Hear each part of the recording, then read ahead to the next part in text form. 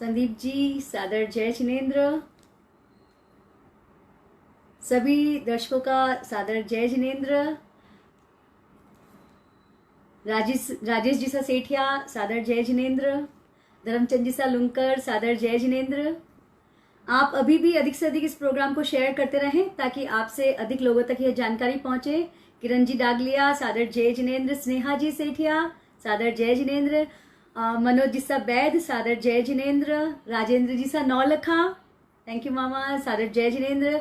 पिंकी जी डुंगरवाल, सागर जी summer जी, ललित जी भंसाली, अंकित जी जैन सादर जय जिनेन्द्र। स्नेहलता गोटी जी सादर जय जिनेन्द्र। संगीता जी सुराना सादर जय जिनेन्द्र। स्नेहलता जी और प्रसन्न जी पामेचा सादर जय जिनेन्द्र सा। प्रसन्न जी बहुत खुशी हो रही पेज पे आपको देख के। किरण जी डागलिया, महबूब जी मनियार, स्नेहा जी सेठिया, प्रियंका जी कोचर, आप अभी भी प्रोग्राम को शेयर करते रहें ताकि अधिक से अधिक लोगों तक अपनी ये बात पहुंच सके। आज का विषय आप सभी को पता ही है, त्रिशिष चला का पुरुष का सेकंड पार्ट है। तो चलिए स्टार्ट करते हैं कार्यक्रम को, समय होता चला है। जन्म जन्म रो ओ सपनों फल गयो, ओ सपनों फल गयो, नैया पार लगाई है पल भर में।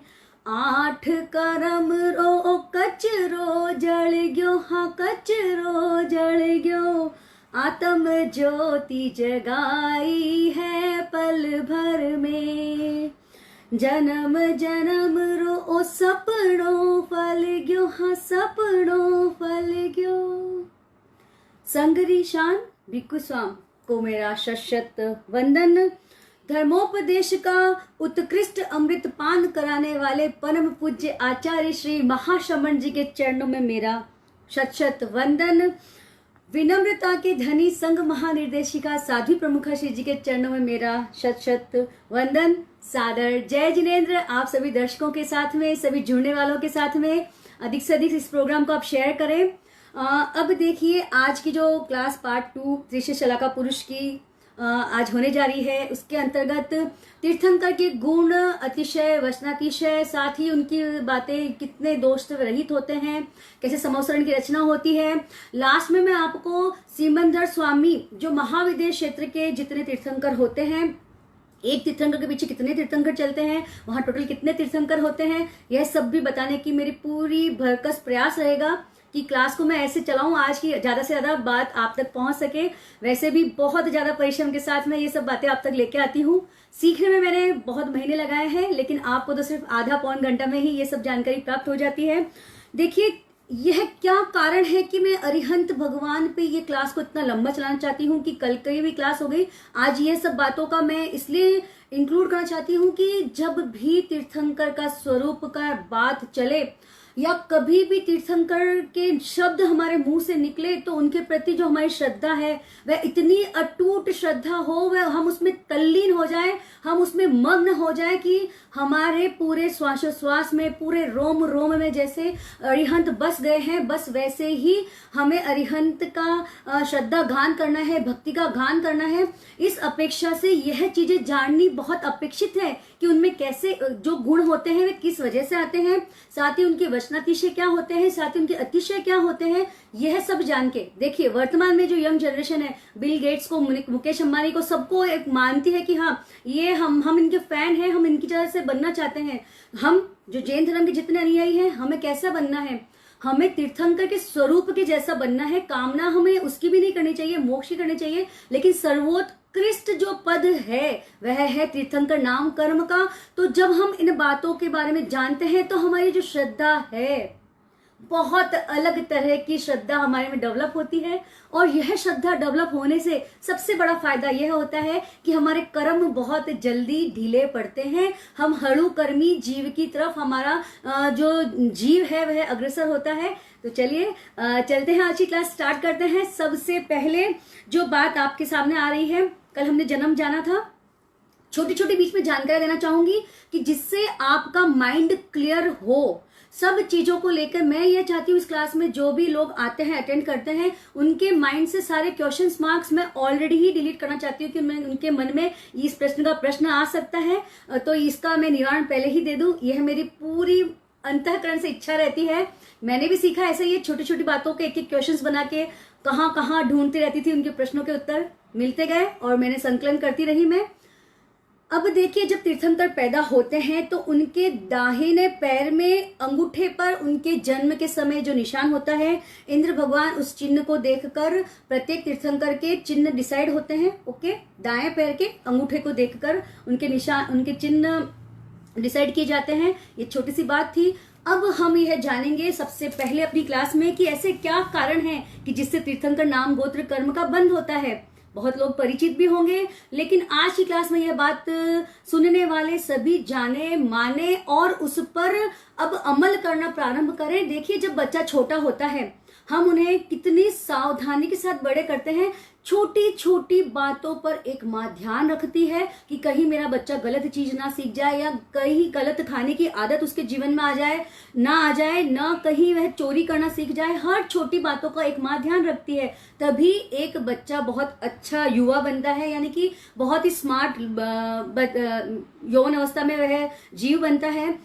तो वैसे ही जब आज हम यह 20 प्रकार के प्रकार जानेंगे तो जितना हो सके हमारे जीवन में उतारने का प्रयास करेंगे, क्योंकि देखिए बूंद बूंद से ही घड़ा भरता है। तो हमारे जीवन में धर्म, हर दिन धर्म की कमाई हम अवश्य करेंगे। उसके लिए हमारा पैसा टका कुछ लगने वाला नहीं है, सिर्फ हमारी आत्मा, हमारे विचारों को हमें कन्वर्ट करना है। तो ये 20 प्रकार हम जानेंगे। उसको बताने का एक ही रीजन है कि आप अपने जीवन में इसे अपनाएं और जितना हो सके, थोड़ा तो थोड़ा, ज्यादा तो ज्यादा, लेकिन अवश्य ही अपनाएं। यह आपकी ऐसी पूंजी है जो आपके अनंत भवों तक आपको बहुत अच्छी जगह पैदा करेगी। जैसे हमेशा बोलती हूँ, धर्म की कमाई सर्वोत्कृष्ट है, उसकी जड़ हमेशा हरी भरी रहती है। तो चलिए जानेंगे इसके बारे में हम। सबसे पहले आता है अरहतों की आराधना। देखिए, जब हम लोगस का संगान करते हैं या लोगस बोलते हैं तो उसके प्रति हमारा मन में एक एक शब्द का भावार्थ हमें पता होना चाहिए, एक एक शब्द का गूढ़ रहस्य हमें पता होना चाहिए। और हमें अरहतों के प्रति बहुत अंतःकरण से, शुद्ध मन से आराधना जब हम करते हैं तो देखिए तीर्थंकर गोत्र तक का हम बंद कर लेते हैं। तो यही कारण है, सब कारण धीरे धीरे आते जाएंगे।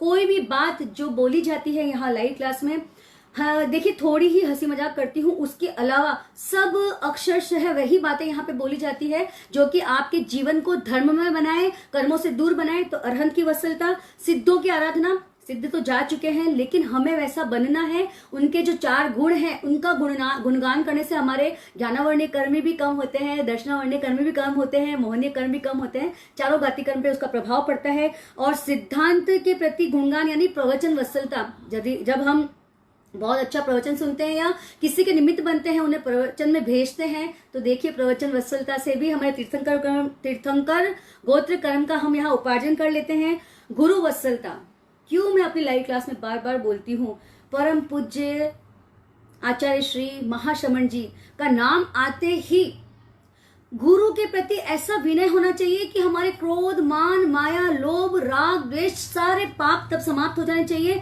मन में किसी भी प्रकार की कोई कषाय नहीं रहनी चाहिए।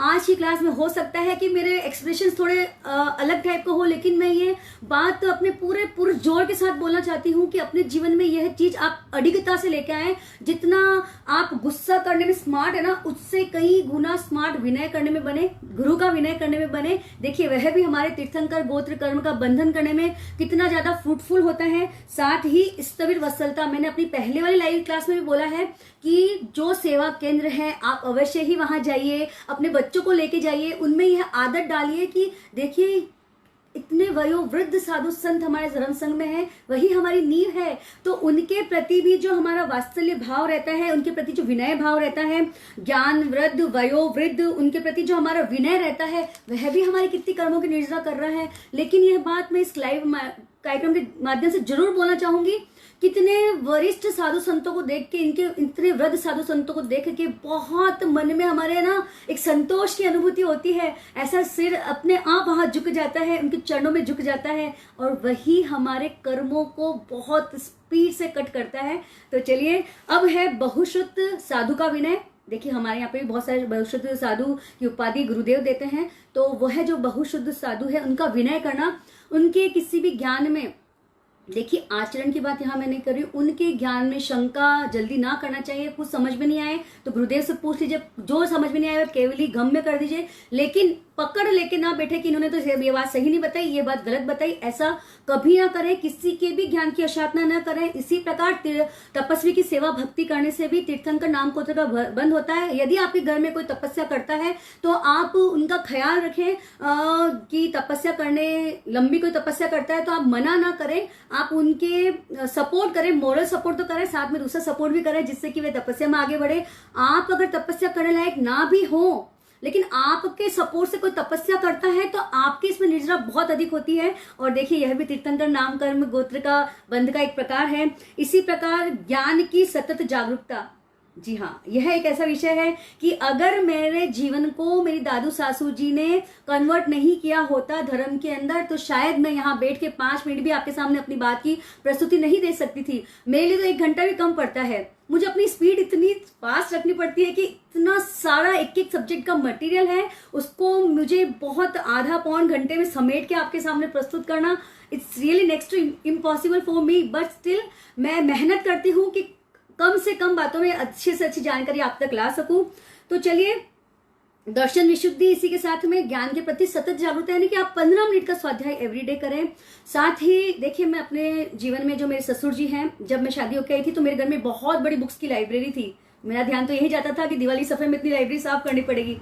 देखिए अपना एक समय रहता है, उम्र का एक पड़ाव रहता है, लेकिन जब बुक हमेशा सामने दिखती थी तो धीरे धीरे पढ़ना चालू किया। फिर ऐसी लगन लगी कि बिना स्वाध्याय के तो मेरा एक भी दिन पिछले 15 सालों में तो कोई भी नहीं गया होगा। बाहर जाते हैं बात अलग है, लेकिन 15-20 मिनट के स्वाध्याय को अगर आप अपने जीवन का रूटीन बनाएंगे ना, सच्ची बोलती हूँ, मेरी जगह आपको मैं यहाँ देखना चाहती हूँ कि आप भी ऐसे धर्म की बात को एक्सप्लेनेशन के साथ में बोलने में सब एक्सपर्ट हो जाओ। मेरी तो ऐसी इच्छा रहती है कि धर्म की जो बातें मुझे आती है मैं सबको सिखा दूं, सबको बता दूं। चलिए आगे चलते हैं। दर्शन विशुद्धि, वीतराग द्वारा उपदिष्ट तत्व, जो हमने 9 तत्व बताए थे, 6 द्रव्य बताए थे। देखिए धर्म की बात तो इतनी गहरी है कि पूरा जीवन निकल जाए। जैसे हम सुनते हैं पिक्चरें कब से चलती है, मूवीज कब से चल रही है, ओके, लेकिन अभी तक भी क्या कभी ऐसा हुआ कि मूवी का दी एंड आ गया है? जी नहीं, हर साल कितनी ही सारी मूवीज बनती है, ओके। वैसे ही यह तो एक बहुत मामूली सा उदाहरण है, 0.0001% वाला उदाहरण है। धर्म का ज्ञान तो अकूत खजाना है, जितना डूबोगे और डूबोगे और डूबोगे, और डूबने में कोई प्रॉब्लम नहीं है। और डूबने से ही हमारे कर्म समाप्त होंगे। हमारे जो बहुत अच्छे वाले निकाचित कर्मों की बात यहाँ नहीं है, निदिति कर्म भी हमारे यहाँ पे खत्म होते हैं।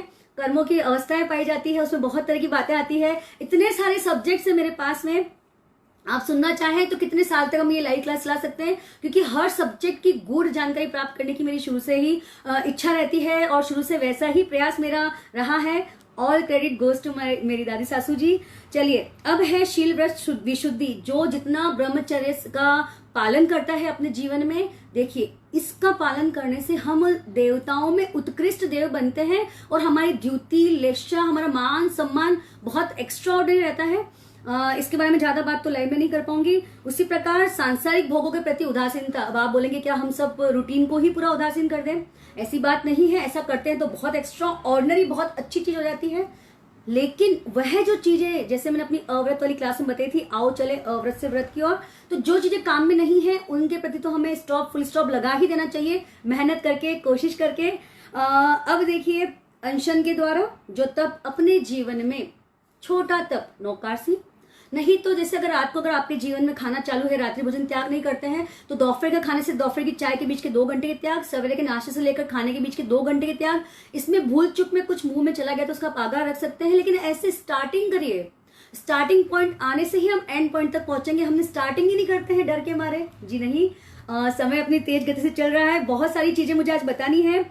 व्यावृत्य यानी कि आचार्य और उपाध्याय की सेवा करना, साथ ही समाधि यानी चित्त की स्वस्थता रखना। देखिए पॉजिटिव थॉट्स, जो हमेशा सब बोलते हैं पॉजिटिव थॉट रखें, यानी कि चित्त की स्वस्थता, जितनी हम निर्मल रहेंगे, जितना हम कषाय से बचे रहेंगे, वह भी तीर्थंकर गोत्र कर्म उपार्जन का एक कारण बनता है।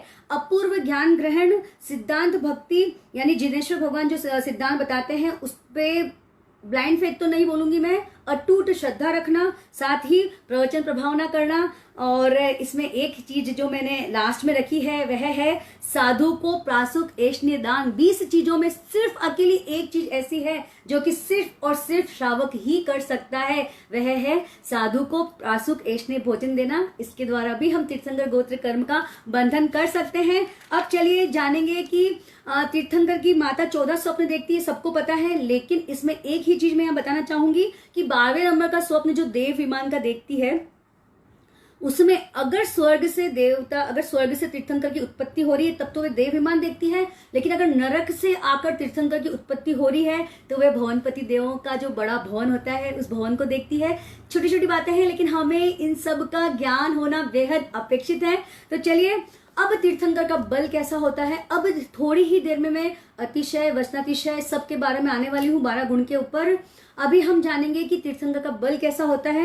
देखिए, 12 योद्धा का बल होता है एक बैल में, ओके, 10 बैल का बल होता है एक घोड़े में, और 12 घोड़ों का बल होता है एक भैंस में, और देखिए 500 भैंस का बल होता है एक हाथी में, 500 हाथी का बल होता है एक केसरी सिंह जो सबसे स्ट्रांग होता है शेरों में। ऐसे 2000 केसरी सिंह का बल होता है अष्टापद पर्वत में, 10 लाख अष्टापद पर्वत का बल होता है बलदेव में।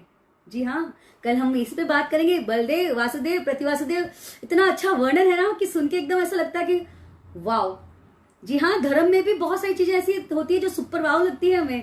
अब इसी प्रकार 19 लाख अष्टापद का बल एक प्रतिवासुदेव में होता है, 20 लाख अष्टापद का बल एक वासुदेव में होता है, 2 वासुदेव का बल एक चक्रवर्ती में होता है, 1 करोड़ चक्रवर्ती का बल एक देवता में होता है, 1 करोड़ देवताओं का बल एक इंद्र में होता है। ओके, हम आ गए हैं योद्धा से एक इंद्र तक।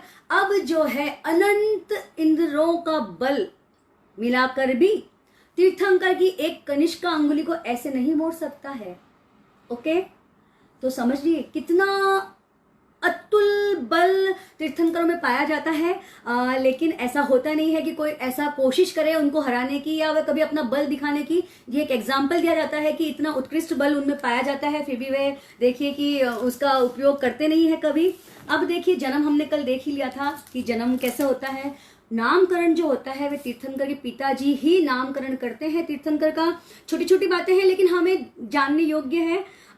तो चलिए, अब हम जानेंगे कि दीक्षा से पहले तो उनका जन्म हो गया, नामकरण पिता ने कर दिया, और साथ ही वे बाल्यावस्था वैसे ही बिताते हैं जैसे एक साधारण बालक की होती है, लेकिन कुछ कुछ चीजें कमाल की वे कर जाते हैं जो हमारे लिए इतिहास बन जाती है। और उसके बाद में जिनकी शादी तीर्थंकरों की होती है वे अनासक्त भाव से वह शादी के बंधन को निभाते हैं, और तत्पश्चात लोकांतिक देव उन्हें चेताते हैं। फिर 1 साल का वे वर्षदान करते हैं, उसमें वे 3 अरब 88 करोड़ स्वर्ण मुद्राओं को टोटल 1 साल तक वे वर्षदान करते हैं। इस प्रकार यह दीक्षा लेते हैं, वह स्वयं बुद्ध होते हैं, सिर्फ नमो सिद्धाणं बोल के दीक्षा की तरफ वे आगे बढ़ते हैं।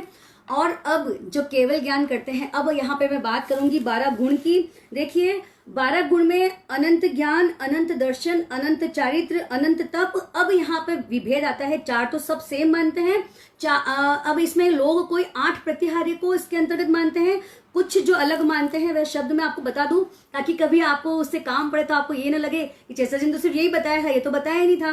तो दोनों बातें मैं आपको बताना चाहती हूँ। अनंत तप के बाद में अनंत बल वीर्य, अनंत शायिक सम्यक्त व्रज ऋषभ नाराज सनहन और सम चतुरस्थ संस्थान, 34 अतिशय, 35 वचनातिशय, 1008 शुभ लक्षण, साथ ही 64 इंद्रों में पूजनीय। ये 8 चीजें अलग है, और जो 8 चीजें और प्रतिहार्य की मानी जाती है वह है अशोक वृक्ष, पुष्प वृष्टि, दिव्य धनी, चामर, सिंहासन, भामंडल, देवदुंदुभी, छत्र। इसके बारे में थोड़ी देर में हम सब एक्सप्लेनेशन जानेंगे इसके बारे में।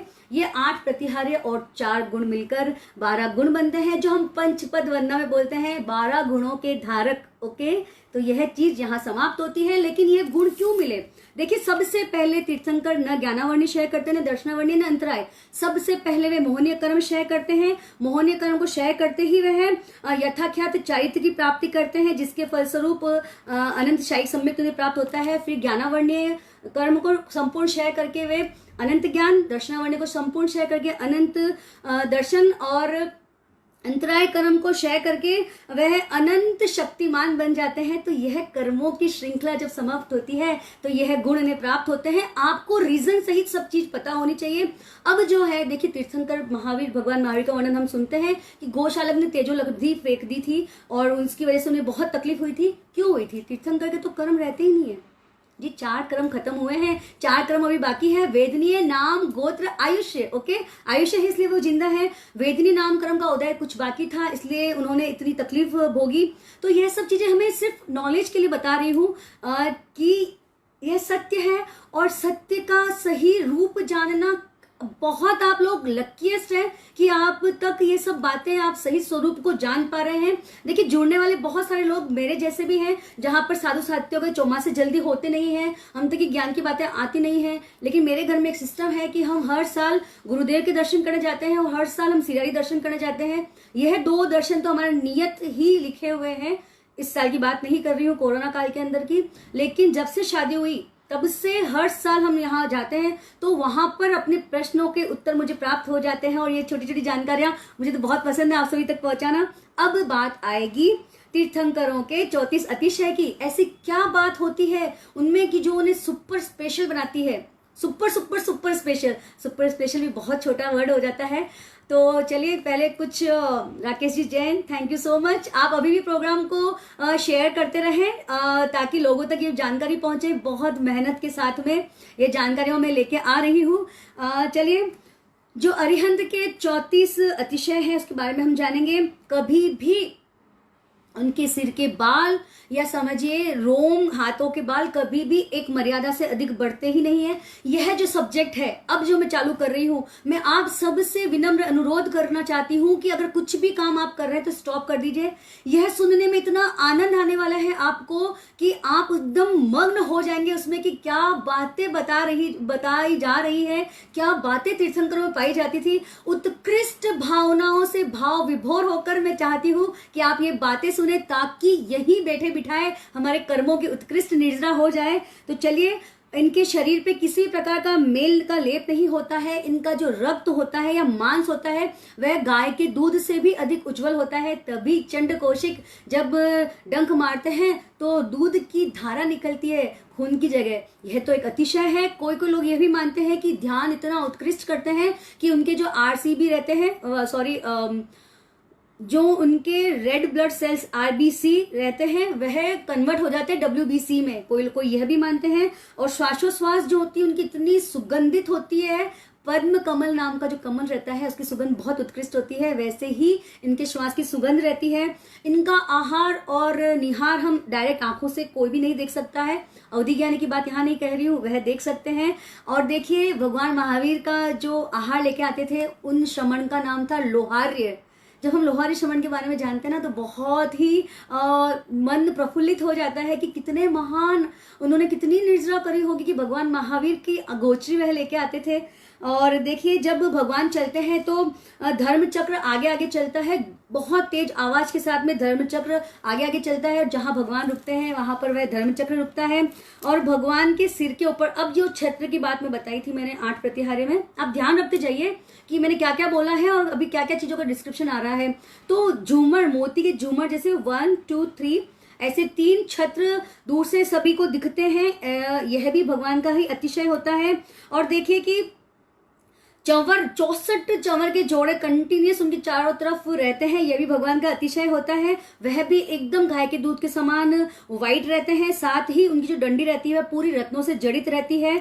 यह सब देखिए उनके अतिशय का ही प्रभाव है। साथ ही ऐसा प्रतीत होता है जब ठहरते हैं भगवान महावीर की वह सिंहासन पे बैठे हैं और सिंहासन बहुत ही सफेद रंग का स्फटिक व्हाइट होता है। देखिए, हम मूर्तियां देखते हैं मंदिरों में, ठीक है, तो मूर्ति के नीचे एक पाटा विशेष ऐसे बना हुआ होता है स्क्वायर, उस पे 2 शेर रहते हैं। वैसे ही वो जो सिंहासन रहते हैं वहां पर 2 स्फटिक कलर के सिंह बने हुए होते हैं। उसका ही रेप्लिका समझ लीजिए, हम मूर्तियों के अंदर देखते हैं।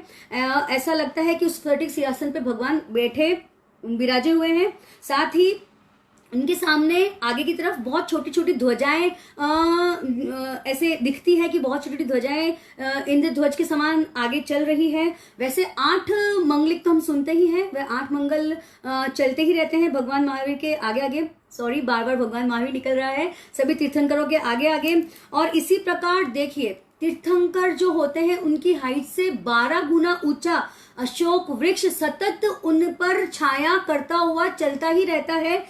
बहुत सारी उसकी शाखाएं प्रशाखाएं रहती है, फूल पत्ती से भरपूर लबालब, खुशबू से लबालब वह अशोक वृक्ष रहता है जो कि भगवान पर छाया करता हुआ सतत चलता है।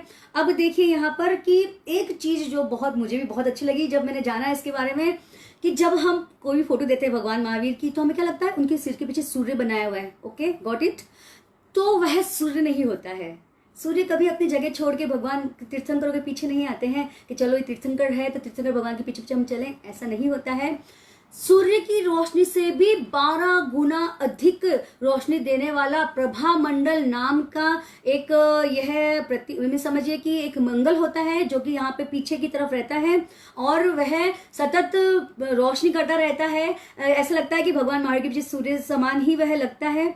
सभी तीर्थंकरों के पीछे लगता है, सॉरी बार बार एक ही तीर्थंकर का नाम निकल रहा है, सभी तीर्थंकरों के ये अतिशय होते हैं। अब देखिए प्रभा मंडल की वजह से ही जब तीर्थंकर अपना देशना देते हैं तब जो भी सामने है तो उनको लगता है तीर्थंकर सामने, यानी चारों तरफ उनका मुंह दिखता है, वह प्रभा मंडल की अपेक्षा से दिखता है। और सब जो देशना सुनते हैं उनको ऐसा लगता है कि भगवान हमारी तरफ मुंह करके देशना दे रहे हैं। देखिए जब हम गुरुदेव के समक्ष व्याख्यान सुनते हैं तो हम भी कोशिश करते हैं कि जहां गुरुदेव की दृष्टि टिके हमको वहीं बैठना है, कोशिश करके जल्दी जाते हैं, जल्दी सामने बैठते हैं। तो तीर्थंकर का तो ऐसा अतिशय रहता है कि चारों तरफ जिधर भी लोग रहे तब उनको ऐसा लगता है कि तीर्थंकर उनको देख के देशना दे रहे हैं। चारों तरफ जो मुंह रहता है वह प्रभा मंडल की अपेक्षा से रहता है। अगर आपको ये जानकारी अच्छी लग रही तो प्लीज ओम हरम करते रहें, साथ साथ में मेरा उत्साहवर्धन करते रहें, क्योंकि बहुत मेहनत के साथ में ये चीजें मैं आप तक लेके आती हूँ। और देखिए तीर्थंकर भगवान जहां जहां विहार करते हैं ना वहां वहां पे जमीन समतल हो जाती है, गड्ढे भर जाते, टीले हैं तो वो नीचे समाहित हो जाते हैं, यह उनका अतिशय रहता है। और देखिए कि जहां गर्मी होती है वहां सुहावना शीतकालीन मौसम हो जाता है, जहां ज्यादा ठंड रहती है वहां सुहावनी धूप का मौसम हो जाता है। साथ ही एक एक योजन तक शीतल शीतल सुगंधित वायु चलती है। वैसी ही वायु जो देखिए कल जो फर्स्ट क्लास में बताया था, दिग्ग कुमारियां जो हवा चलाती है जिसकी वजह से सब क्लीन होता है, अशुचि वस्तुएं, तो वह अशुचि वस्तुओं को दूर करती हुई वायु चलती है। साथ ही रिमझिम हल्की हल्की बारिश होती है। अब आप बोलेंगे तो क्या पूरा टाइम कंटिन्यूस तीर्थंकर भगवान बारिश में ही चलते हैं? जी मैंने पहले ही बताया है, छत्र है, ओके, तो उसकी वजह से उन पर आता नहीं है और उनके पैर पे कभी रजमेल लगते नहीं है। तो जो बारिश इसलिए होती है कि वह धूल मिट्टी जम जाए, इसके लिए बारिश होती है। तो कनेक्ट करते रहिएगा। वैसे तो मैं आपको मौका ही दे रही हूँ कि आप खुद से कनेक्ट करें, मैं खुद ही बता दे रही हूँ। अब चलिए, ऐसा है कि भगवान के चारों ओर 5 रंगों के पुष्पों की वृष्टि हमेशा होती है। घुटनों तक हमेशा अचित फूल उनके भरे हुए ही रहते हैं। और वह फूल कैसे रहते हैं? उनके डंठल नीचे रहते हैं और पुष्प ऊपर की तरफ रहते हैं। और जहां भी भगवान जाते हैं, ये सिर्फ अतिशय की बात आ रही है, जहां भी भगवान जाते हैं उनके वर्ण गंध रस जो अमनोज्ञ होते हैं, यानी कि मन को अच्छे लगने वाले नहीं होते, वे समाप्त हो जाते हैं, और जो मन को अच्छे लगते हैं वह उत्पन्न हो जाते हैं। और भगवान के चारों तरफ एक एक योजन तक लोग धर्मोपदेश सुनते हैं और वह धर्म की बात उन्हें बहुत ही अच्छी लगती है। और इसी प्रकार भगवान अर्धमागधी भाषा में प्रयोग करते हैं। जी हाँ, हम यह भी सुनते हैं कि देवता भी अर्धमागधी भाषा में प्रयोग करते हैं। तो क्या ये अर्धमागधी जो शब्द है वही एक भाषा का प्ररूप है? जी नहीं, जो मगध में बोली जाने वाली भाषा थी आदि वह भाषा यूज मिली जाती है, और आदि वह भाषा जिनके संबंधित लोग वहां समूह में उपस्थित होते हैं, आदि वह भाषा को मिलाकर तीर्थंकर भगवान अपना प्रवचन देते हैं। और देखिए उस भाषा को सभी आराम से समझ लेते हैं। साथ ही तीर्थंकर भगवान जब उपदेश देते हैं तो शेर और बकरी भी साथ में बैठ जाते हैं, यानी कि वह जन्म जन्म के वैर को भूल जाते हैं, उपशांत हो जाते हैं, अपने सारे कषाय को छोड़कर, अपने सारे वैर को छोड़कर जन्म जन्मों के शांत उपशांत होकर उनकी वाणी सुनते हैं। जी हाँ, हम भी जब गुरुदेव के प्रवचन में सामने बैठ कर सुनते हैं तो हमें भी कुछ याद ही नहीं रहता है, सिर्फ शब्द, उनके जो शब्द है गुरुदेव के वही हमारे दिमाग में चलते हैं, तभी हम कर्मों की अच्छी निर्जरा कर सकते हैं। अब देखिए कि तीर्थंकर के अतिशय और सौम्य स्वरूप को देखकर जो पाखंडी लोग होते हैं या अन्य मतावलंबी लोग होते हैं, वे स्वयं ही विनम्र हो जाते हैं, अपना अभिमान त्याग देते हैं, भगवान के पास वाद करने के लिए लोग पहुंचते हैं, लेकिन वे खुद ही निरुत्तर हो जाते हैं, उन्हें समझ भी नहीं आता है कि हम क्या बात करें। और कोई भी प्रकार का मच्छरों का या चूहों का या टिड्डी का उपद्रव नहीं होता है 25-25 योजन तक, और कोई महामारी नहीं होती है। काश कि हम भी चौथे आरे में होते, एक तो कोरोना जैसी महामारी का सामना हमें भी नहीं करना पड़ता था। और देखिए कि परदेश के राजा कभी आक्रमण नहीं करते हैं और स्वदेश के राजा को कभी किसी प्रकार की टेंशन नहीं रहती है, न वहाँ अधिक वर्षा होती है, न वहाँ पे अकाल जैसी स्थिति होती है, न वहाँ पे वर्षा कम जैसी स्थिति होती है, और न ही लास्ट जो है 34 नंबर का अतिशय वह ऐसा है कि वहां पर स्व पर चक्र का भय, किसी भी प्रकार का भय, जहां भगवान जाते हैं वहां किसी प्रकार का भय नहीं रहता है। इस प्रकार हमने जाने हैं यह 34 अतिशय जाने हैं। अब हम 35 वचनातिशय बहुत छोटे शॉर्ट नोट में फटाफट बताना चाहूंगी, जो नोट करना चाहते हैं नोट कर ले। और देखिए कि अब जो चीज आ रही है कि तीर्थंकर भगवान संस्कार वचन युक्त ही बातें बोलते हैं। अतिशय किसे कहते हैं, सब अतिशय जान लिए।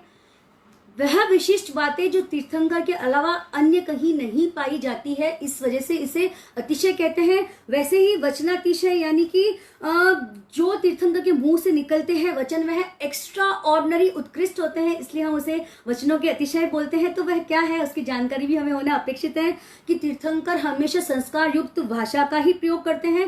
वह बहुत बुलंद आवाज में बोलते हैं ताकि एक एक योजन तक बैठी हुई परिषद तक उनकी आवाज पहुंच जाए। कभी वे रे या तुमकारा देकर तूने ऐसा कर दिया, कभी भी ऐसी वे वाणी का प्रयोग नहीं करते हैं। साथ ही वे बहुत सीमित गागर में सागर भरे ऐसे शब्दों का वे प्रयोग करते हैं। और साथ ही उनकी आवाज की प्रतिध्वनि, जैसे हम गुफा में कोई आवाज बोलते हैं तो उसके पीछे प्रतिध्वनि आती है, वैसी ही भगवान महावीर की तीर्थंकरों की ध्वनि के साथ में उनकी प्रतिध्वनि इंक्लूड होती है। और सुनने वालों को उनके वचन एकदम शहद के समान मीठे लगते हैं। ऐसा लगता है कि भगवान बोलते ही रहे।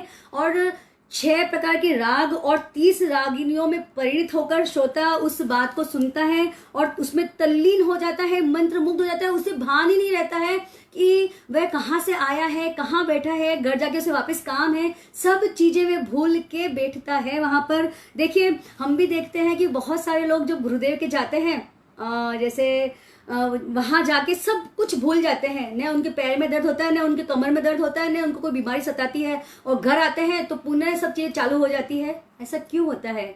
ऐसा होता है वहां पे जो गुरुदेव की वाणी है या जो उमंग रहती है वह बहुत अच्छी वाली उमंग वहां आ जाती है तो सब इंसान अपने दर्द भूल जाते हैं। वैसे ही मीठी वाणी वहां पे जो लोग रहते हैं समावसरण में उनको लगती है। भगवान वचन सूत्र रूप में बोलते हैं, यानी कि शब्द थोड़े होते हैं, गुम्फित होते हैं सूत्र के अंदर, इसलिए गंडर सूत्रों की संरचना करते हैं उनके सूत्र सुन के। और भगवान की वाणी में कभी परस्पर विरोध नहीं होगा। ऐसा नहीं होगा कि कभी अहिंसा की बात की और नेक्स्ट में ही वह एग्जाम्पल हिंसा से रिलेट कर दे, कभी ऐसा नहीं होता है। साथ ही एक बात को पूरा कंप्लीट करने, देखिए मैं तो बीच बीच में कहां से कहां चली जाती हूँ, लेकिन तीर्थंकर भगवान जो होते हैं एक प्रकरण को पूरा कंप्लीट करने के पश्चात ही अपना दूसरा प्रकरण प्रारंभ करते हैं। उनका जो प्रवचन होता है वो सिलसिलेवार होता है। साथ ही वह स्पष्टता के साथ में खुलासा करके उपदेश देते हैं कि किंचित भी उनकी बात में सुनने वाले को संशय उत्पन्न ही नहीं होने देते हैं। और किंचित भी सुनने वाले पंडित, बड़े से बड़े पंडित भी दोष नहीं निकाल सकते हैं, ऐसी वे वाणी का प्रयोग करते हैं। और सुनते ही श्रोताओं का मन एकाग्र हो जाता है कि ध्यान कहीं जाता ही नहीं है, और हम यहाँ कितनी भी कोशिश कर ले लेकिन ध्यान पता नहीं कहाँ कहाँ जाता रहता है। चलिए, तीर्थंकर के वचनातिशय का इतना गजब का प्रभाव रहता है। बड़ी विचक्षणता के साथ में वे देश और काल के अनुसार बोलते हैं। साथ ही कभी भी व्यर्थ की बातें, उटपटांग बातें वे एक अक्षरशः भी नहीं करते हैं। जीव के 9 पदार्थों का स्वरूप प्रकाशित करने के लिए वे सार रूप में ही बात बताते हैं, निस्सार यानी कि एक्स्ट्रा तरह के एग्जाम्पल्स देके वे बात नहीं बताते हैं। साथ ही धर्म कथा इतनी इजीली करते हैं कि छोटे से छोटा बच्चा भी वह समझने के लायक होता है। कुछ ही बातें और शेष बची इस टॉपिक के अंदर। वह कभी भी खुद की प्रशंसा नहीं करते हैं, दूसरों की निंदा नहीं करते हैं। यह बात तो जितने लोग लाइव में जुड़े हुए हैं आप गांठ बांध लीजिए इस बात की कि जिनको हम हमारा सर्वोत्कृष्ट मानते हैं तीर्थंकर भगवान, जो कि सबसे उत्कृष्ट है, वह भी खुद की प्रशंसा नहीं करते हैं, दूसरों की निंदा नहीं करते हैं, वह कभी पापी की निंदा भी नहीं करते हैं। पता है कि सामने वाला इंसान पापी है, वह उसके पाप की निंदा करते हैं। तो हमें तो अपने जीवन में कितना बड़ा बदलाव लाना चाहिए। आप सभी प्रॉमिस करिए कि ये सुन के कुछ ना कुछ बदलाव हमारे जीवन में अवश्य आएगा। हम दूसरों की निंदा करना कम कर देंगे, दूसरों के गुणानुवाद करना हम चालू कर देंगे। और देखिए कि तीर्थंकर भगवान के जो शब्द है वह दूध से भी ज्यादा मीठे लगते हैं। उनका धर्मोपदेश छोड़ के जाने की इच्छा ही नहीं होती है। किसी भी प्रकार का मर्म भेदी, अगर सामने वाले की बात पता भी है, गुप्त बात है, तो उनके दिल को चीर के वे बात कभी नहीं बोलते हैं। यह गुण होना भी बहुत बड़ी बात है कि बात भी बोल दे और सामने वाले का दिल भी ना दुखे। और ऐसा तीर्थंकर भगवान प्रवचन करते हैं जो सीधा आत्मा से रिलेटेड ही बात करते हैं, आपको आत्मा की प्योरिटी की तरफ अग्रसर करने वाला ही उपदेश देते हैं। साथ ही अर्थ को छिन्न भिन्न तोड़ मरोड़ कर नहीं बोलते हैं। और देखिए कि बहुत अधिक जोर से भी नहीं बोलते हैं तो बहुत अधिक धीरे भी नहीं बोलते हैं, मध्यम रीति के द्वारा वे अपनी बात को बोलते हैं। सुनने वालों को लगता है धन्य है प्रभु, धन्य है आपकी प्रवचन शैली को, आपकी उपदेश देने की शक्ति को, और आपने जो ये रस बरसा रहे हैं, इस प्रवचन रूपी अमृत में रस का पान करके हम तो कृतकृत्य हो गए हैं। सुनने वालों के मन में सतत यह भाव चालू रहते हैं। काश कि हमारे मन में भी ये भाव चालू रहते जब हम परम पूज्य आचार्य श्री के प्रवचनों को सुनते हैं। जितने साधु साध्वी जहाँ पे भी विराजित है उनके प्रवचनों को सुनते हैं। जी हाँ, प्रवचन तो सुनने हम जा ही रहे हैं, वहां पे हम हमारा 1 घंटा डाल ही रहे हैं, क्यों ना हम अहो भाव से उस वाणी को सुने। यह तो हम कर सकते हैं, यह तो हमारी कैपेसिटी के अंदर है कि अहो भाव से पूरी जागरूकता के साथ उन वचनों को हम सुनेंगे तो हमारे कर्मों की निर्जरा बहुत अच्छी होती है, बहुत रैपिड होती है, यानी कि बहुत जल्दी होती है। तो चलिए, अब ऐसा है कि भगवान जब प्रवचन देते हैं तो हूबहू चित्र उनके सामने प्रस्तुत हो जाता है कि हाँ, यह चीज ऐसे ही हो रही है। ऐसा लगता है कि मानो कोई पिक्चर का सीन चल रहा है। इतनी सुंदर उत्कृष्ट शैली के साथ भगवान बताते हैं अपनी बात को। भगवान बात करते वक्त बीच में विश्राम नहीं लेते हैं। साथ ही सुनने वालों के मन में जो प्रश्न आता है, बातों बातों में प्रवचन में ही इतनी सारी बातें बोल देते हैं कि उनके प्रश्नों मन के प्रश्न वही उसमें समाहित हो जाते हैं। साथ ही भगवान हमेशा ऐसे वचन बोलते हैं जो श्रोताओं के दिल में जम जाते हैं। और साथ ही आपस में जैसे भेल होती ना, टमाटर भी डाल दी, प्याज भी डाल दी, अभी खाना नहीं है, हमें सिर्फ जानना है कि कभी भी वे अर्थ का, पद का, वर्ण का, वाक्य का मिक्स नहीं करते। क्लियरिटी के साथ में एक एक चीज समझाते हैं। और तीर्थंकर भगवान के वचन इतने सात्विक होते हैं कि बहुत अधिक ओजस्वी और प्रभावशाली लगते हैं। ऐसा लगता है कि क्या एक्स्ट्रा ऑर्डिनरी तरीका है समझाने का इनका। और देखिए कि एक कथन को पूरा करके ही दूसरा कथन प्रारंभ करते हैं। और धर्मोपदेश देने में चाहे कितने भी समय क्यों ना बीत जाए, कितना भी समय। अब देखिए, मैं तो जो लेके बैठती हूँ टॉपिक, मुझे लगता है कि यह 4 घंटे का टॉपिक है, लेकिन मुझे समय दिया जाता है 45 मिनट का। ठीक है, मैं 2 घंटे लगातार बोल सकती हूँ, लेकिन आप लोगों की कैपेसिटी चाहिए सुनने की। मैं तो 2-2 घंटे तक अपनी क्लास को अच्छे से चला सकती हूँ, क्योंकि मुझे इंटरेस्ट है। जहाँ इंटरेस्ट की बात होती है वहां सुनने वाले भी मिल जाए तो इंटरेस्ट दुगुना क्या 4 गुना हो जाता है। बस यही बात कि तीर्थंकरों का अतिशय वचनातिशय जानकर हमारे मन में उनको लेकर इतनी जबरदस्त तरीके की हमारे मन में उत्साह आना चाहिए कि उनका नाम आते ही हमारे सारे कर्म कषाय सब खत्म हो जाने चाहिए। सब तरह से हमारे मन में अहो भाव, अटूट श्रद्धा, प्रगाढ़ श्रद्धा, जो श्रद्धा के नाम मैं बता सकती हूँ, सब तरह की श्रद्धा से हमारा मन समाहित हो जाना चाहिए कि कितने उत्कृष्ट तीर्थंकर होते हैं। जी, मैं बता रही हूँ तो भी मेरे भाव इतने प्योर हो जा रहे हैं कि इतनी प्योरिटी आ जा रही है। उन सब का रीजन आप लोग ही हैं। चलिए, अब जो बात आती है अतिशय को जानने के पश्चात कि समूहसरण की रचना, कुछ बीच में इंटरेस्टिंग बातें भी हम डालेंगे। तो समूहसरण की रचना कैसी होती है। ओके, जो भी लाइव में देख रहे हैं, जुड़े हुए हैं, थैंक यू आप सभी का बहुत बहुत धन्यवाद। क्योंकि मुझे बहुत अच्छा लगता है कि आपको मेरी बात, धर्म की बात को पसंद करने वाले भी बहुत मुश्किल से मिलते हैं। यह बात मुझे पता है कि मैंने भी कितनी मेहनत करके यह सब चीजें सीखी है। तो अगर मैं इस बात को रिप्रेजेंट करती हूँ तो मुझे भी सुनने वाले मिले हैं, थोड़े मिले चाहे कितने भी मिले, लेकिन मेरे लिए हर एक व्यक्ति अमूल्य है। हर एक सुनने वाले की मैं बहुत अधिक रेस्पेक्ट करती हूँ। चलिए, अब चलते हैं हम समूहसरण की तरफ। देखिए, हम सुनते हैं समवसरण में ही तीर्थंकर उपदेश देते हैं। सबसे पहली बात तो आप यहाँ ये क्लियर कर लीजिए कि जब भी तीर्थंकर देशना देते हैं कंपल्सरी नहीं है कि हर समय समवसरण होगा। ओके, हर समय ये समवसरण की संरचना के साथ तीर्थंकर देशना देते हैं, ऐसा नहीं होता है। जहां पर अन्य मत के धर्मावलंबी ज्यादा हो, जहां पर श्रावकों की संख्या बहुत अधिक हो, वहां पर देवता आकर समवसरण की रचना करते हैं। और समवसरण में देखिए 3 प्रकार के कोट रहते हैं। देखिए हम गंगा शहर जाते हैं, गुरुदेव तुलसी की समाधि हम देखी हुई है, आप सभी ने भी देखी हुई होंगी। तो हमने क्या देखा हुआ, बीच में ऐसे उनका समाधि स्थल है, फिर एक राउंड है, फिर एक राउंड है, फिर नीचे एक और राउंड है, और बीच में ऐसे सीढ़ियां बनाई हुई है। बस यही एक प्रतिरूपक है। उस रूप में ही आप मान लीजिए कि समवसरण की रचना होती है। अब देखिए कि जो पहला कोट है वह चांदी का होता है, उस पर सोने के कंगूरे लगाए जाते हैं। उसके अंदर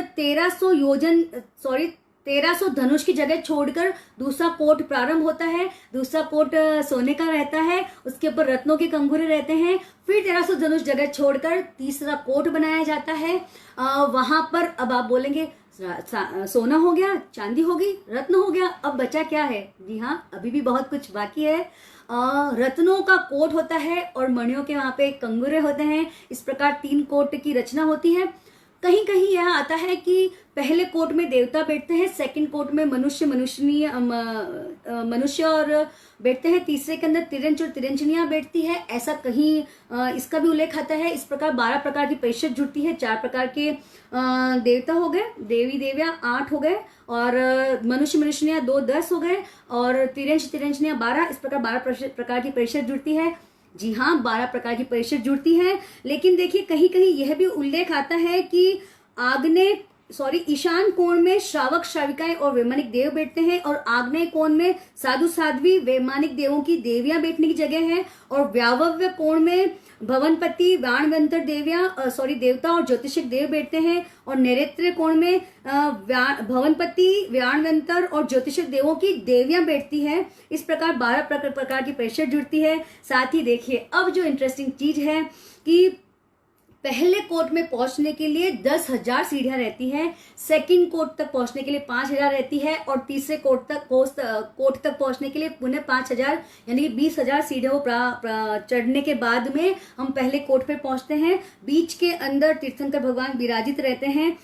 पूरा हिसाब लगाया ना सीढ़ियों का कोस के अंदर, तो 2.5 कोस ऊंचा समवसरण का पूरा स्टेप्स रहती है, 2.5 कोस ऊंची।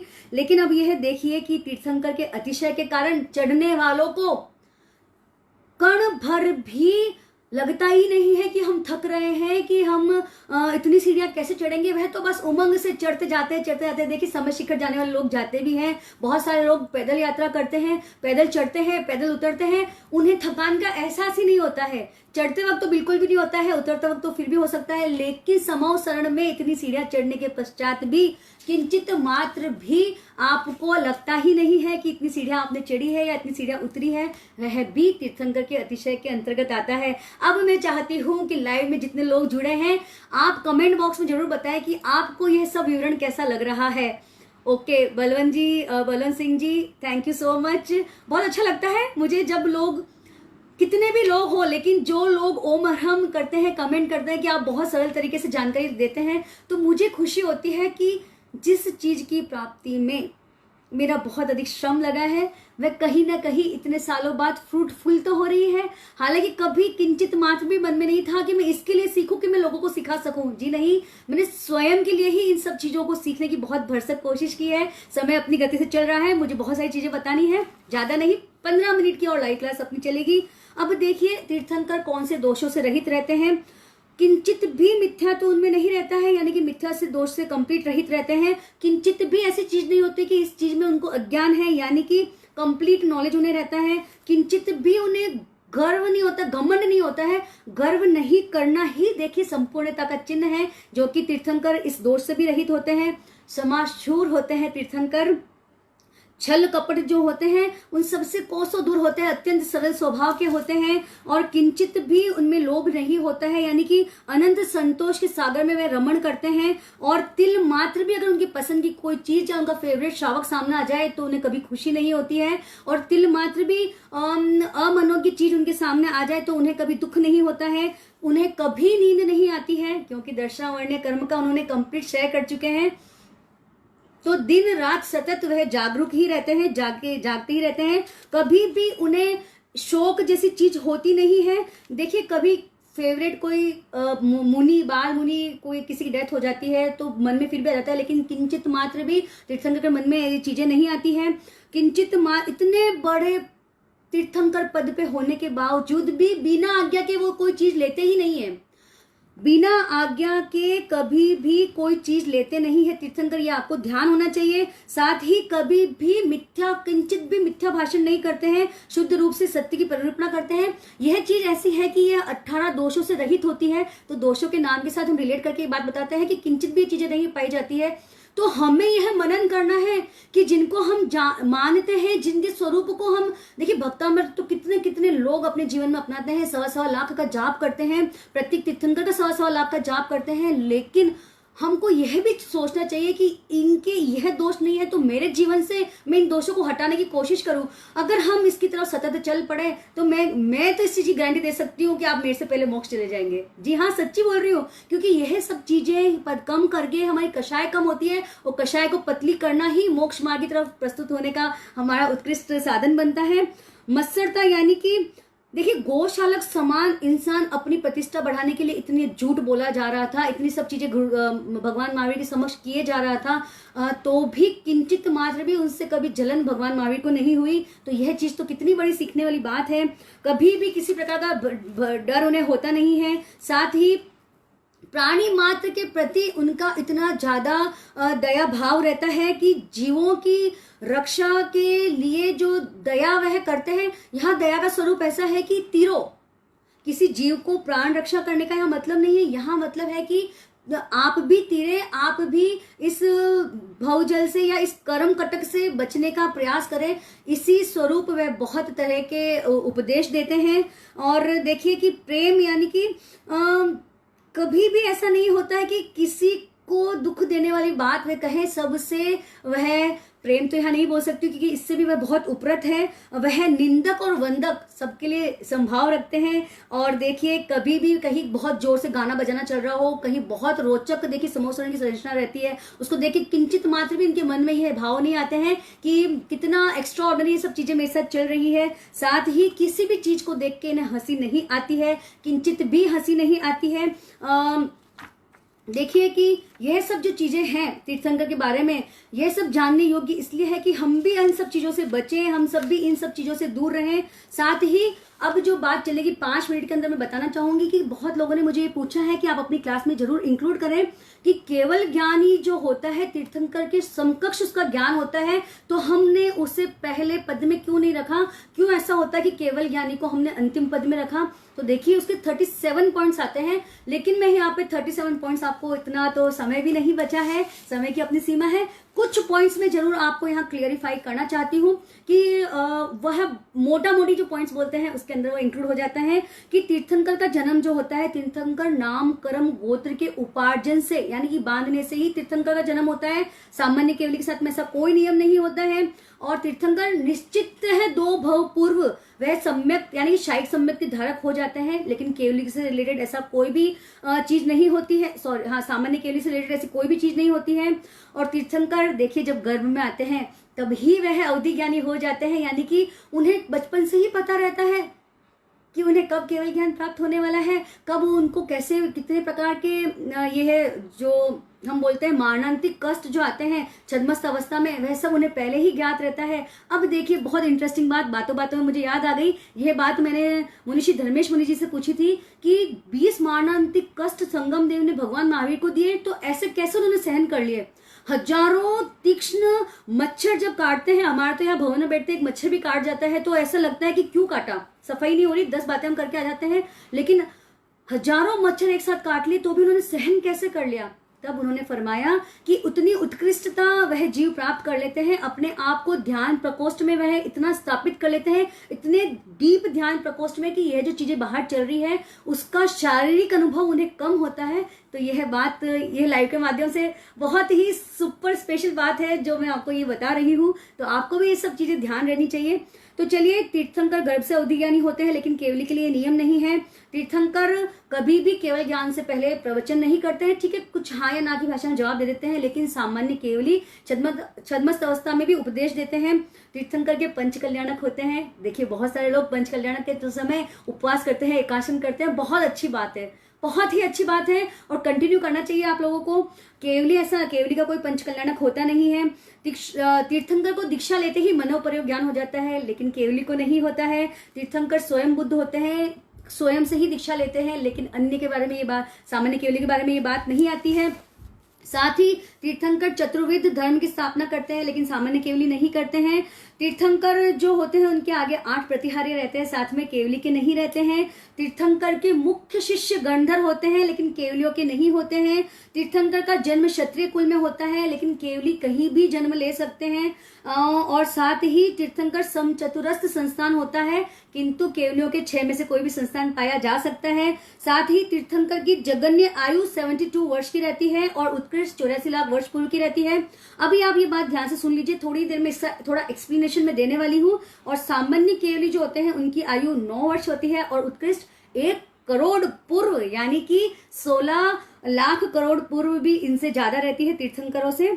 और वही तीर्थंकर मात्र, ये बहुत इंटरेस्टिंग चीज है सच्ची, तीर्थंकर मात्र 15 कर्मभूमि में होते हैं, लेकिन जो सामान्य केवली होते हैं, देखिए मैं तत्व ज्ञान की एग्जाम दे रही हूँ, अभी मैं भाग 5 में हूँ, जो लास्ट ईयर का मेरा जो ये अवबोध के अंदर ये सब चीज आती है, इसमें इतना आता है कि नीचे के लोग से, ऊपर के लोग से, पहाड़ों से, कहाँ से 15 कर्म भूमियों से जो देवता, दुश्मन देवता होते हैं, वे साधुओं को उठा के कहीं कहीं फेंक आ जाते हैं, यानी कि वे छठे गुणस्थान में है, अभी उनकी उत्कृष्टता बढ़ने वाली है। अब आप देखिए, अंतर मुहूर्त में अगर समुद्र तक में भी फेंक देते हैं, समुद्र में अगर अंतर मुहूर्त फेंका और अंतर मुहूर्त में वे सिद्ध बुद्ध मुक्त बन जाते हैं, डायरेक्ट 6 से 14 को पार करके चले जाते हैं, मोक्ष प्राप्त कर लेते हैं। और कहाँ कहाँ फेंकते हैं उसका भी वर्णन आता है। बहुत ही गजब की चीजें हैं अपने धर्म संघ में, जानने योग्य, मानने योग्य और आचरण करने योग्य। इसका कहने का तात्पर्य यह है कि सामान्य केवली कहीं से भी मोक्ष जा सकता है, अढ़ई द्वीप पूरा उसके लिए खुला है। इतनी सी बात यहाँ बताना चाह रही थी। साथ ही अब देखिए कि 2 तीर्थंकर आपस में कभी नहीं मिलते हैं, लेकिन सामान्य केवली मिल सकते हैं। और जगन्य तीर्थंकर 20 होते हैं और उत्कृष्ट 170 होते हैं। जो उत्कृष्ट इस अवसर पीढ़ी काल में हुए हैं वे भगवान तीर्थंकर अजितनाथ के समय में 170 हुए हैं, जिसमें से 10 भरत क्षेत्र के होते हैं, 10 होते हैं इरावत क्षेत्र के, बाकी के होते हैं महाविदेश क्षेत्र के। हर विजय में तब तीर्थंकर उपस्थित थे, अभी तो सिर्फ 20 विजय में ही 20 विहरमान उपस्थित हैं अभी के काल में। लेकिन देखे केवली जगन्य 2 करोड़ होते हैं और न्यूनतम 9 करोड़ होते हैं। तो देखिए अभी भी 9 करोड़ केवली सतत धर्म का प्रचार प्रसार कर रहे हैं। कितनी अच्छी बातें हैं, सुनने वाले सुन रहे हैं, और जो सुन रहे हैं उनको तो वाकई में आनंद आता है, क्योंकि आपके कमेंट्स, आपके फोन कॉल्स और आप लाइव खत्म होने के बाद में जो आपके मैसेज मेरे फोन पर रहते हैं वह सही में मेरे लिए मार्गदर्शन करते हैं, मुझे और मोटिवेट करते हैं कि नहीं मैं और अच्छी और सटीक जानकारी आप तक लेके आऊं। तो चलिए, इतना जानने के बाद में बस कुछ ही विषय बचा है हमारा 5 मिनट का, लेकिन बहुत रोचक विषय बचा है। बहुत लोगों ने बोला है कि सिमंदर स्वामी के बारे में भी आप कुछ बात बताइए, तो उस बात पे आऊंगी। लेकिन सबसे पहले एक बात, तीर्थंकरों की 20 की जगन्य संख्या होती है, ये हम मानते हैं। अब जो होता है कि जब ग्रहवास में तीर्थंकर अपनी 1 लाख वर्ष पूर्व की आयु कंप्लीट करते हैं, तब एक तीर्थंकर जन्म हो जाना चाहिए, क्योंकि देखिए कि वह गृहस्थ अवस्था में 83 लाख वर्ष पूर्व रहते हैं और 1 लाख वर्ष पूर्व रहते हैं वह संयम पर्याय में। तो जैसे ही उनका 1 लाख वर्ष कंप्लीट होगा तो पीछे पुनः तीर्थंकर पद पर किसी न किसी को आसन आना ही पड़ेगा। इस अपेक्षा से जब वह ग्रहवास में 1 लाख वर्ष पूर्व की एज कंप्लीट होती है, तब एक तीर्थंकर का जन्म हो जाता है। ऐसे 83 लाख वर्ष पूर्व उनकी ग्रस्त आयु होती है। तो एक तीर्थंकर के पीछे 83 तीर्थंकर चलते हैं, यानी कि आप मान के चलिए 20 विहरमान है तो 83 by multiply by 20 is equal to 1660 तीर्थंकर तो कंटिन्यूस रहते हैं। साथ ही 20 विहरमान यानी 1680 तीर्थंकर महाविदेश क्षेत्र में अभी भी विद्यमान है। क्या कैलकुलेशन है, नहीं? सुनने वालों को अच्छा लग ही रहा होगा। तो यह जो तीर्थंकर इतनी मात्रा में होने के बावजूद भी, जैसे मैंने भी बताया, कभी भी न भूतो न भविष्यति कभी मिलते ही नहीं है एक दूसरे से। अब छोटी सी बात 2 मिनट की और बची है कि जब इन 20 विहरमानों का तीर्थंकर का जन्म हुआ था, कहाँ हुआ था? महाविदेश क्षेत्र में, अपने यहाँ नहीं। विहरमान महाविदेश क्षेत्र में ही रहते हैं। तब हमारे यहाँ पे 17वें तीर्थंकर कुंथुनाथ जी निर्वाण को प्राप्त हुए थे, तब उनका वहां जन्म होता है। और जब हमारे यहाँ के 20वें तीर्थंकर मुनि सुव्रत जी का निर्वाण हुआ था, तब इन सब ने एक साथ दीक्षा ली थी। और देखिए इनका छद्मस काल सिर्फ सबका 1 महीना ही रहता है, 20 का सबका साथ में चलता है। हर चीज सबके साथ में चलती है, तभी कैलकुलेशन प्रॉपर रह सकती है। 1 लाख वर्ष पूर्व बाद, 1 लाख वर्ष पूर्व बाद, 1 लाख वर्ष पूर्व बाद। कोई भी अगर थोड़ा बहुत भी आगे पीछे होता था तो ये कैलकुलेशन प्रॉपर आती ही नहीं है। लेकिन वहां ऐसा नहीं होता है, वहां सबका समय नियत होता है। देखिए भरत क्षेत्र में भी नियत होता है। काल की अपेक्षा से ही 24 तीर्थंकर होते हैं, एक्स्ट्रा काल नहीं है, इसलिए यहाँ पे तीर्थंकर भी 24 होते हैं। सबकी आयुष्य नियत रहता है। किसी भी उत्सव पीढ़ी अवसर पीढ़ी में जो पहला दूसरा पहले से लेकर 24 तीर्थंकर है, उनका आयुष्य इतना ही नियत रहेगा। यह बात भी आपकी जानकारी में रहनी चाहिए। अब देखिए कि 20 ही तीर्थंकर 1 महीने तक छद्मस रहकर एक समय में ही केवली हुए। और जब भविष्य में यहाँ पर उत्सर पीढ़ी के तीसरे आरे में, आप छठा गायब कर दीजिए, 5वां गायब कर दीजिए, सॉरी जो चौथा आरा आएगा उसके अंदर जो 7वें उदय नाथ जी जो तीर्थंकर रहेंगे, तब यह 500 धनुष के धारक 84 लाख वर्ष पूर्व जिनकी आयु है वह निर्वाण पद को प्राप्त करेंगे।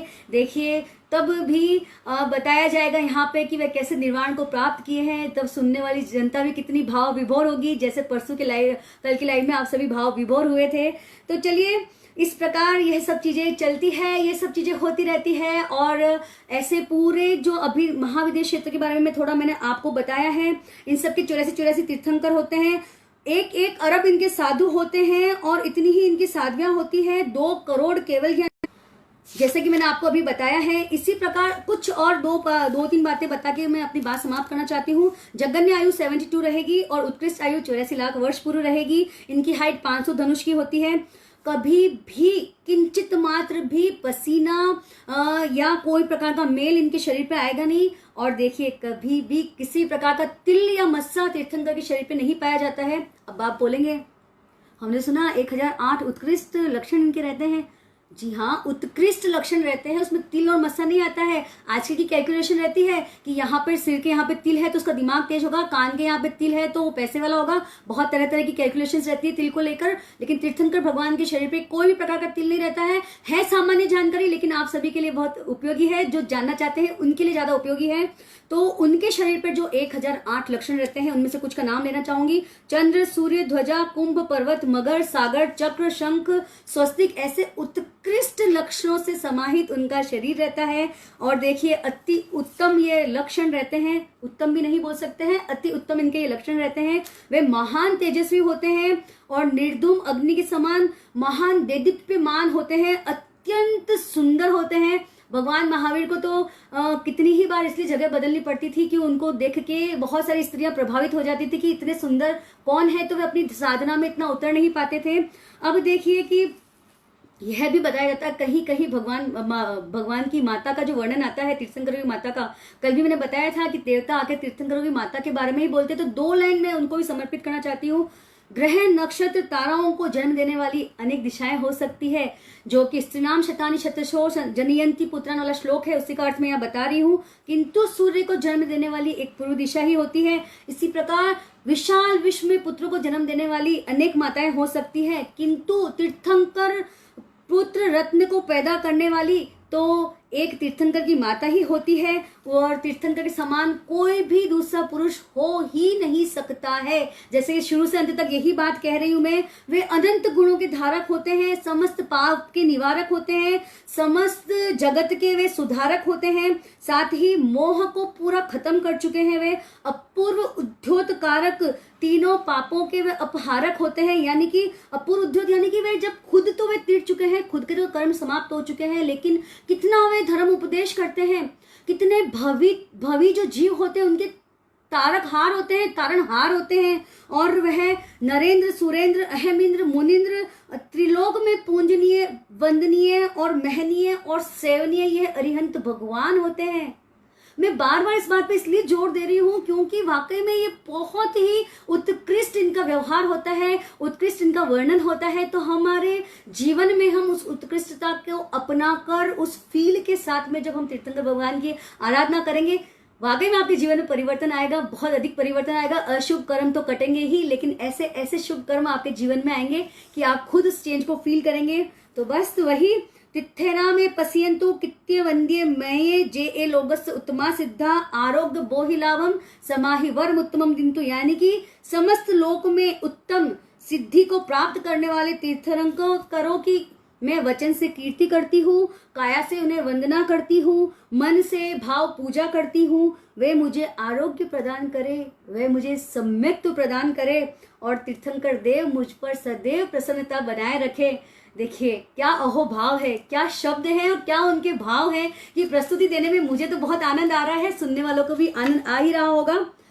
तो चलिए, आज की जो क्लास है उसका समय बहुत ज्यादा हो गया है, 10 बज चुकी है। तो कल हम जानेंगे चक्रवर्ती के बारे में। चक्रवर्ती का तो ऐसा एक्सप्लेनेशन आता है कि उसके जो दिव्य रत्न होते हैं, उसकी जो रिद्धि होती है, उसकी जो निधियां होती है, उसको सुन के हम आश्चर्यचकित हो जाते हैं कि वर्तमान जीवन में कोई भी वैसा धारक हमें दिखता ही नहीं है। तो कल अवश्य ही हम जानेंगे इन सब बातों के बारे में। और आज की बात जो मैं ये कहना चाहती हूँ, इस लाइव का सबसे बड़ा थैंक्स गिविंग मैं करना चाहती हूँ धर्मचंद जी सा लुंकड़ और मनोज जी सा बैद। अमर रहेगा धर्म हमारा ग्रुप के जो एडमिन है और संघ सेवक परिवार के जो एडमिन है श्रीमान धर्मचंद जी सा लुंकड़ और श्रीमान मनोज जी सा बैद कोलकाता। अपेक्षा इसलिए स्पेशल थैंक्स गिविंग कर रही हूँ कि मुझे हमेशा लगता था कि कौन सुनेगा पापा जी ये सब बातें, बड़े पापा कौन सुनेगा ये सब बातें, मैं तो मेहनत कर लूंगी लेकिन कोई सुनने वाला भी तो चाहिए।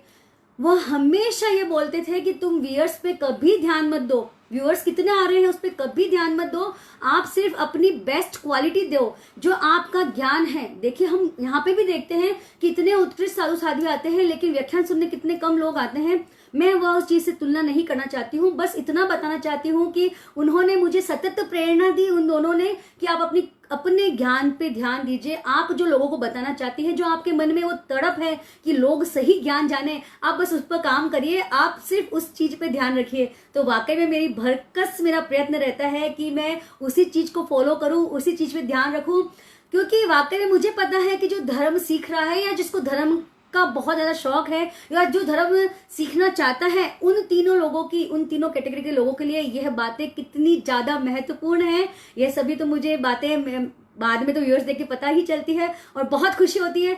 आज इस मंच के माध्यम से मैं आप दोनों की बहुत बहुत हृदय से, सहृदय से मैं आपको आभार व्यक्त करना चाहती हूँ कि आपने मेरा बहुत सही तरीके से मार्गदर्शन किया है। देखिए कहाँ 750 लाइव जुड़ते थे जब मैंने मंत्रों से आराधना का कार्यक्रम लेके आई थी, कहाँ अभी यह सब लाइव है, लेकिन उनका जो मेरे को मार्गदर्शन सतत और सही मार्गदर्शन दिया है, मैं तो फिर यह भी बोल सकती हूँ कि धर्म जी का साथ पाकर हम भी कुछ धर्म पथ पर आगे बढ़ जाएं।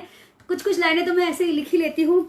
तो बस यह तो उनको थैंक्स गिविंग है ही है। साथ ही आचार्य श्री भिक्षु जन्मस्थली समिति कंटालिया के अध्यक्ष श्रीमान राजेश सेठा ने जो मुझे यह प्रदान किया है, यह जो लाइव त्रिशिष्ट शलाका पुरुष पर जो ये लाइव प्रदान किया है, आपका भी बहुत बहुत आभार। साथ ही उनके मंत्री श्रीमान रमेश जी दागा का भी आभार। एडिटिंग टीम में रमेश जी सा खटेड़ा में महावीर जी सा सेमलानी और कार्यक्रम में जो भी लोग जुड़े हुए हैं, आप सभी की मैं थैंक्स गिविंग करती हूँ कि इतने समय तक आप रुकते हैं। रिंकू जी मेहता, ओम अरहम, और जो भी कार्यक्रम में लाइव जुड़े हैं, ललिता जी पटावरी, ओम अरहम, श्रेष्ठरी सोनी, प्रतिभा जी सुराना, संजय जी सा, जय जिनेन्द्र, मनीषा जी जैन, जय जिनेन्द्र।